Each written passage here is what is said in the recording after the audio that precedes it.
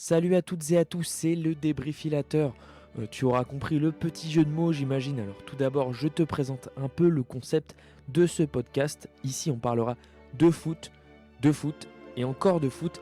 Donc si tu es fan de sport et particulièrement de football, installe-toi et profite de ce petit épisode court mais intense.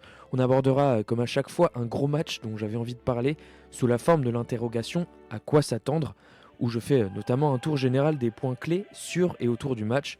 Et je ne manquerai pas évidemment de répondre à mes propres analyses et prévisions avec un épisode débriefing, avec la question de ce qu'il s'est vraiment passé, à peu près dans le même format.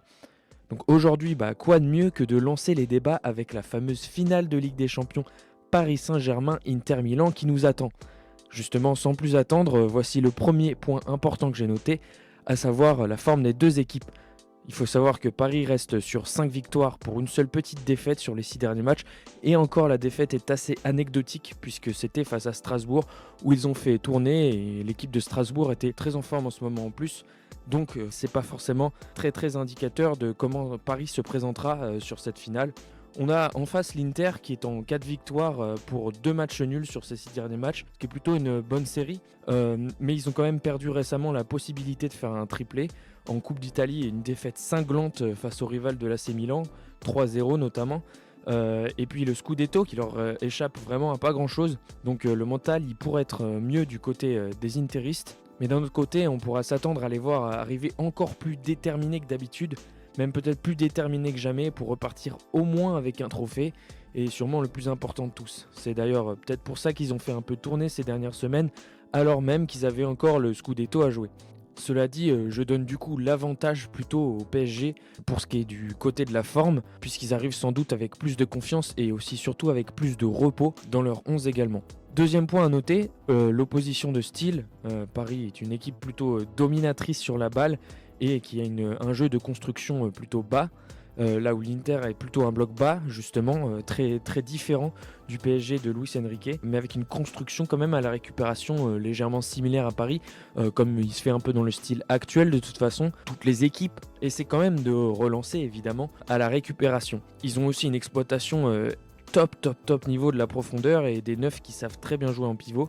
Ce qui peut évidemment poser beaucoup de problèmes au PSG, mais peut-être quand même léger avantage au PSG encore une fois côté dispositif, dans la mesure où ils ont plus d'attaques placées, mais ils auront probablement aussi des situations de contre, ce qui veut dire qu'ils ont deux solutions différentes qu'ils maîtrisent plutôt bien, et donc il serait moins surprenant de voir Paris marquer sur ce qui est plutôt la spécialité de l'Inter, plutôt que l'Inter marquer sur attaque placée, donc la spécialité parisienne. Le troisième point que j'ai noté, c'est plutôt un point positif pour le spectacle, c'est qu'il n'y a presque aucun absent de chaque côté, en fait personne à part Kimpembe, mais bon malheureusement pour lui il est un petit peu sorti de la rotation parisienne dans tous les cas et on sait très bien qu'il aurait sûrement pas débuté la rencontre sur le terrain. Quatrième point, ici c'est plutôt un avantage pour l'Inter, c'est le côté finition, dans la mesure où ils ont deux numéros 9, deux buteurs de top niveau, dont le rôle se résume surtout à remiser en pivot et marquer à peu près toutes leurs occasions à la chaîne, qu'ils ont fait remarquablement jusqu'ici cette saison évidemment. Pour le coup, Paris a aussi de bons attaquants, mais pas de purs buteurs. Ils ont évidemment des bons ailiers, Dembélé, Barcola, tout ça, même Doué, qui ont une bonne frappe de loin, qui peuvent se montrer dangereux, peu importe l'occasion. Mais côté Lautaro Martinez et Marcus Thuram pour l'Inter, on peut être sûr qu'à la moindre occasion, ça peut faire très rapidement un but. Là où si Paris est un petit peu en galère pour ouvrir la défense interiste, il y aura plus de frappes de loin et donc des occasions de moins bonne qualité.